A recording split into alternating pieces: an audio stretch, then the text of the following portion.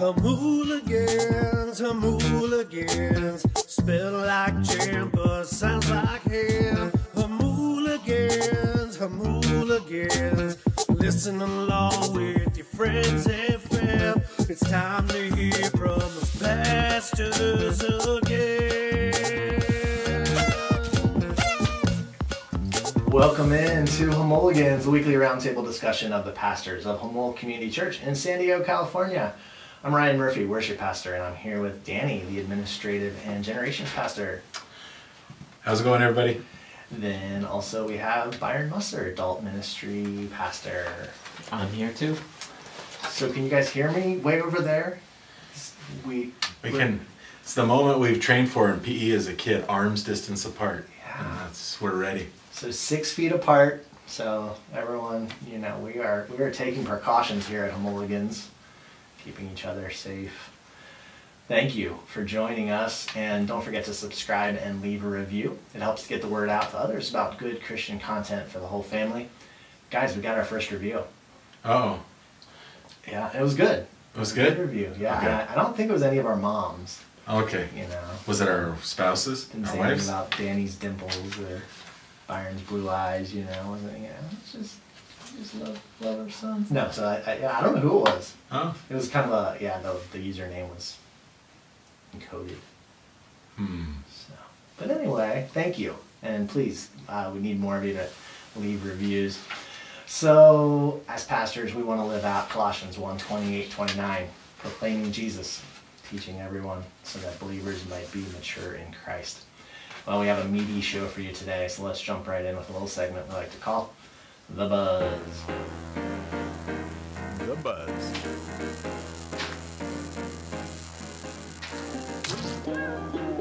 The Buzz highlights a weird, wild, wonderful, or woeful story from the news.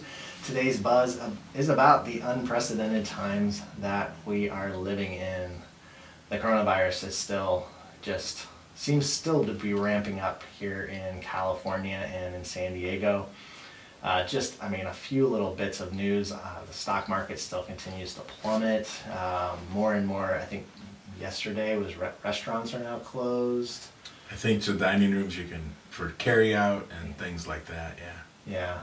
I went to Dickey's to get a quick sandwich yesterday, and they were so sad. They're like, we haven't had any business all day. Yeah. So I think, was it Tuesday night that the governor kind of, I don't know if it was off the cuff or what, but he said he thinks that California schools might be closed for the rest of the academic year. So that was kind of a shocker. I mean, it wasn't obviously an official proclamation, but...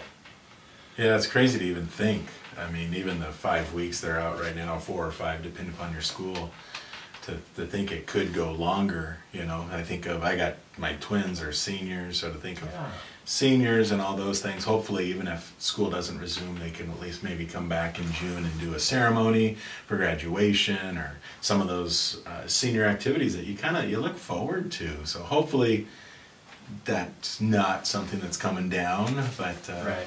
Again, time will tell. We do homeschooling, and you might think, you guys don't have to worry about school shutting down, but there's a lot of interconnection and meeting with people in homeschooling. So right. it still has an effect there. Yeah. Yeah.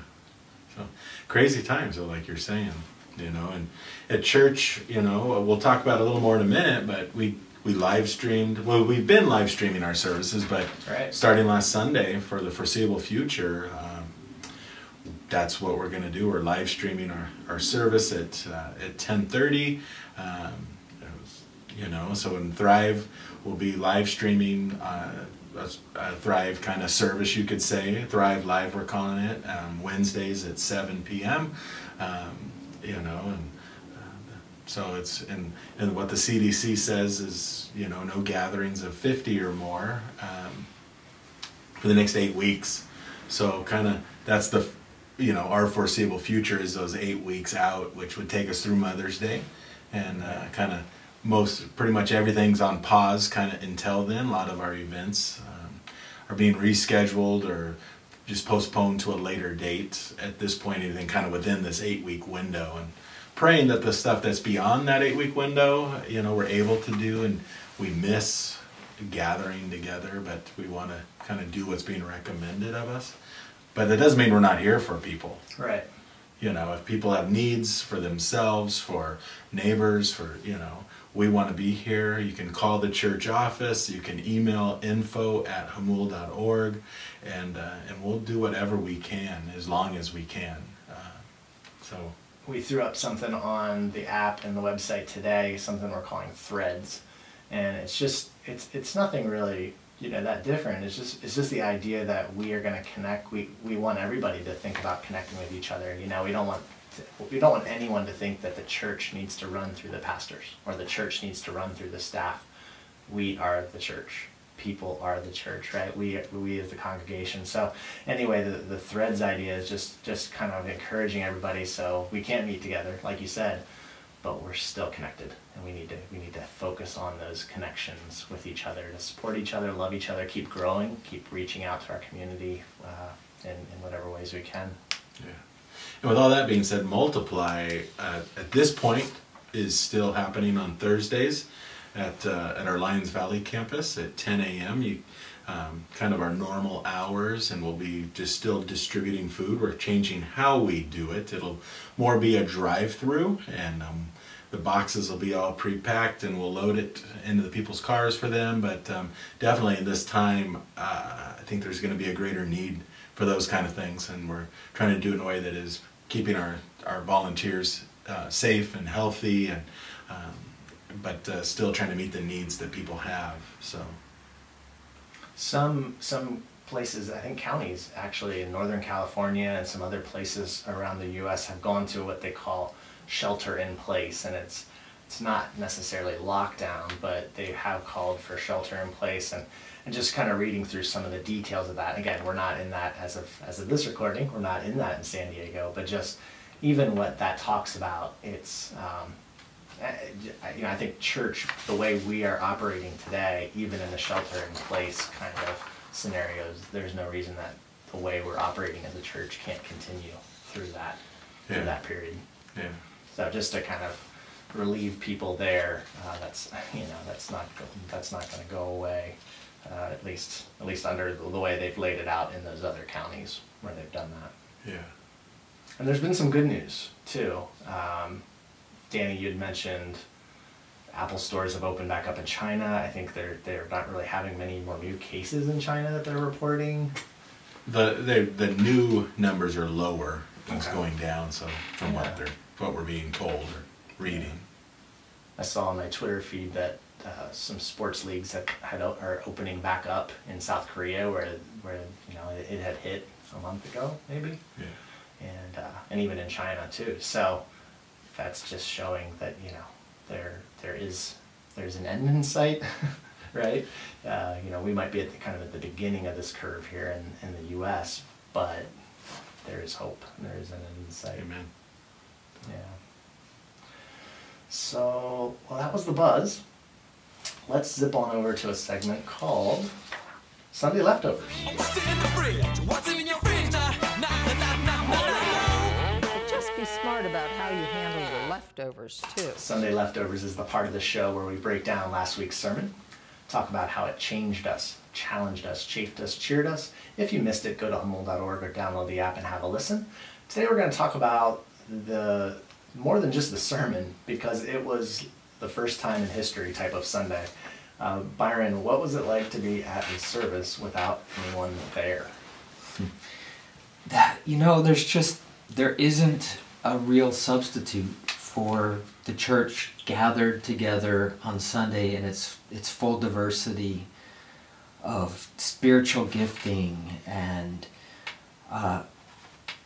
you know, when I go to church, I see everyone, even as I'm walking up from my car, I see people, and I pray for them, and these small interactions are happening the whole time I'm there.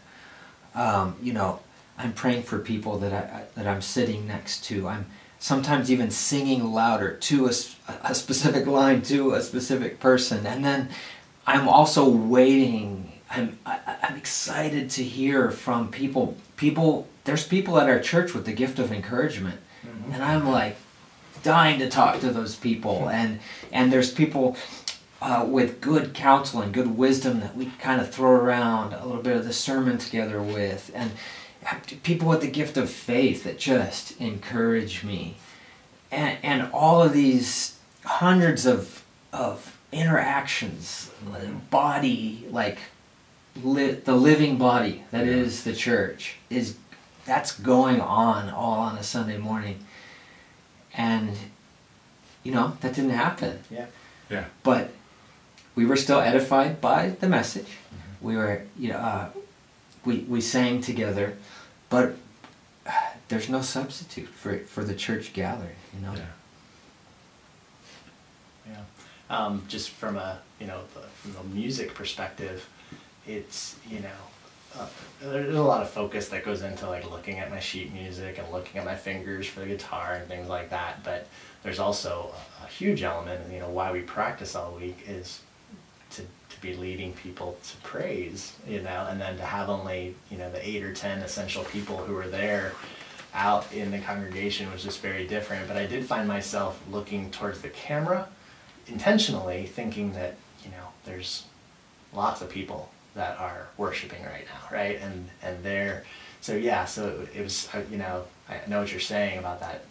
It's not, or the community was not there, but it's still like remembering that we are connecting through that medium. They're not in the seat 15 feet from me, 30 feet from me like they normally are, but they're in a seat, or they're standing up, and we're worshiping together. So that was weird, looking at a camera to be praying and connecting with my fellow believers.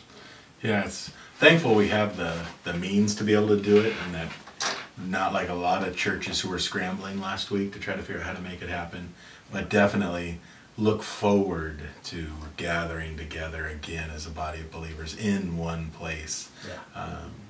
But it's again, gonna be a special service that first one when we get to come back together. Amen. That's gonna be it'll be fun. It'll be awesome.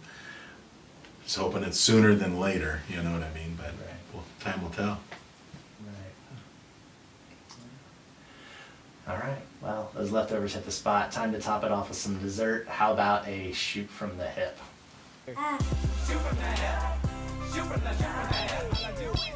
Are you serious? Shoot from the hip is where the congregation emails us at Jamuligans@humul.org with their curious or unusual or whimsical questions about life, faith, and everything else in between. Today's question comes from Ben in Lawson Valley, and this is a good one for these days of being locked inside our houses and having more inside time. And of course, it has to be rainy this week, right, in San Diego? Just even more gloomy. But anyway, Ben asks, "What's the best fiction book you've ever read?" Who wants to take this one first? I'm thinking Byron. Byron, he's got this one. No, you asked the wrong person this question, Really? because I cannot pin it down to one book. That's my problem. I have too many to I try, like, could I whittle it down to 3 maybe? I don't know. But then I'll leave one out. So like, I've had books that I have we're talking fiction here, that I've reread countless times in my life, that have just every time left an impact. Like G.K. Chesterton's The Man Who Was Thursday. This oddball kind of film noir meets Looney Tunes meets the Book of Job. Humor, but a deadly seriousness to it. Story that, I want to say that's my favorite piece of fiction, but I can't, because then I remember Bunyan's Pilgrim Progress, and every time I've read it, I just am encouraged, but also challenged, and just the imagery in that. Tolkien's Lord of the Rings, like his descriptions of the grandeur of God's creation, but also the interconnection of community and brotherhood and friendship. I can't pick one. But then even now I'm thinking, like, I can't leave out George MacDonald. He's been such a big part of my life. Even now, like, reading his stories to my kids, he was this 19th century pastor, but also fantasy story writer who wrote these really oddball stories that was pre-Tolkien. Tolkien has affected so much fantasy since his time, but to read some fantasy before that is just, see, you're getting me talking too long, and I feel like I can't stop without at least mentioning C.S. Lewis's Narnia and his space trilogy, but then I just want to say no, but Moby Dick and Lewis Carroll's Alice in Wonderland is so whimsical, and his logic little puzzles but if I don't say Dostoevsky's Crime and Punishment and Brothers Karamazov, I'll feel like I'm like not telling you guys the truth. I gotta stop. I just gotta stop right there. Okay? For podcast listeners, obviously this is mostly a audio medium. Just the look on Byron's face as he's in anguish and he's in joy, just bliss as he's talking about these books. He took up all my time, so I won't share. Go ahead, Ryan. Yeah. I'll say one. I'll narrow it down. You know, as a former English teacher, I love a good fiction book. But I'm gonna say Cry the Beloved Country. And I read it in high school. Didn't love it. And then I read it when I went to Kenya. And it's set in South Africa, and it's actually set pre-apartheid. But all of the things were in place that were going to become apartheid. All the problems. But it just deals with colonialism. It deals with Christianity in the midst of that, and it deals with, obviously, the native African peoples, and beautifully written by a South African, a white South African, and it does just have such great themes of forgiveness and suffering and triumph and love and again, having been in Africa, the themes were even richer because of that. But highly recommend that. It says a lot about our race issues that today are so prevalent still here in America. And anyway, so and like I said, it's not just the themes, which is huge in literature, but it's also the beauty of the writing of Alan Paton. Yeah. And I don't want to make it sound like I don't read, okay?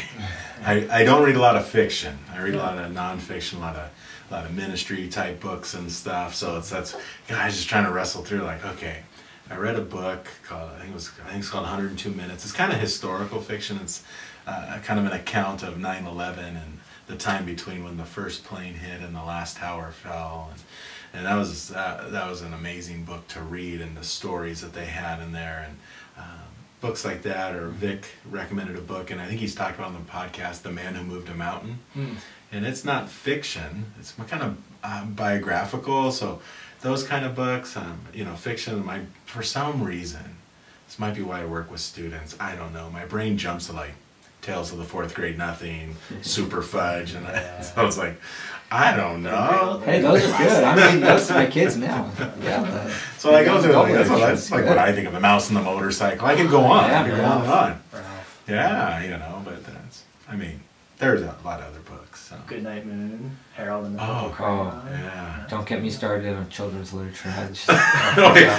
Ryan, wrap this up, man. Well, Ben, we gave that our best shot. Keep sending your questions to Jamuligans@Humble.org, and we'll try to answer them in future episodes. That's going to do it this week. Remember the Jamuligans slogan: whatever's true, noble, right, pure, lovely, or admirable. If it's excellent or praiseworthy, think on such things. Philippians 4:8. If you think you know the voice of the person who's going to take us out today, send an email to our address and be entered in a monthly contest for a $20 gift card to Bravo's.